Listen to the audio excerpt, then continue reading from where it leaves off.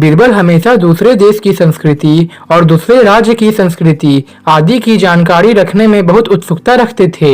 एक बार इसी बीच उन्हें इराक जाने का मौका मिल गया। इराक जाने को लेकर बीरबल काफी उत्सुक थे। जिस दिन उन्हें इराक जाना था उस दिन वे सुबह सुबह ही कुछ सिपाहियों को साथ लेकर इराक जाने के लिए निकल गए। बीरबल जब इराक पहुंचे तो वहां उनकी काफी आवभगत हुई। इराक के बादशाह ने बीरबल से राजनीति से लेकर अपनी बहुत सारी समस्याओं में उनकी राय मांगी और बीरबल द्वारा इन सभी के लिए जो जवाब दिए गए वह इराक के बादशाह को बहुत पसंद आए और वे उनके जवाब से सहमत भी थे। इराक में राज्य के सभी दरबारी भी बीरबल की चतुराई को देखकर अत्यंत खुश थे। इसी बीच इराक के बादशाह ने बीरबल से एक ऐसा प्रश्न पूछ दिया जिसका जवाब देना उनके लिए थोड़ा कठिन हो गया। उन्होंने बीरबल से पूछा कि अगर आपसे हिंदुस्तान के बादशाह और इराक के बादशाह की आपस में तुलना करने के लिए कहा जाए तो आपका इस बारे में क्या जवाब होगा। बीरबल ने थोड़ी देर तक सोचा और फिर मुस्कुराते हुए कहा कि महाराज, मैं अपने देश के बादशाह को दूज के चांद की तरह देखता हूँ और आपको मैं पूनम की चंद्रमा की तरह देखता हूँ, क्योंकि पूनम का चांद सुंदर और सुशील होता है। इराक के बादशाह बीरबल के मुख से अपनी तारीफ सुनकर काफी प्रसन्न हुए और खुश होकर उन्होंने बीरबल को बहुत सारा धन, कपड़े और अन्य कीमती सामान देकर उसे अपने देश जाने के लिए विदा किया। बीरबल जब वापस लौटकर राज्य में आया तो महाराज से मिलने दरबार गया तो महाराज अकबर काफी गुस्से में थे।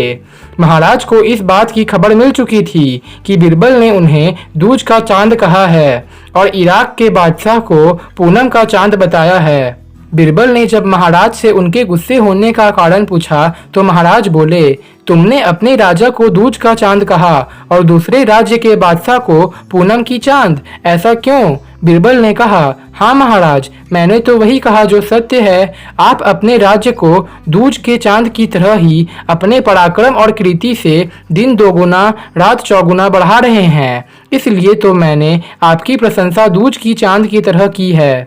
जबकि इराक के बादशाह को पूनम की चांद की तरह बताया है, क्योंकि पूनम का चांद प्रतिदिन धीरे धीरे घटता है और अमावस्या की रात को वह बिल्कुल भी दिखाई नहीं देता।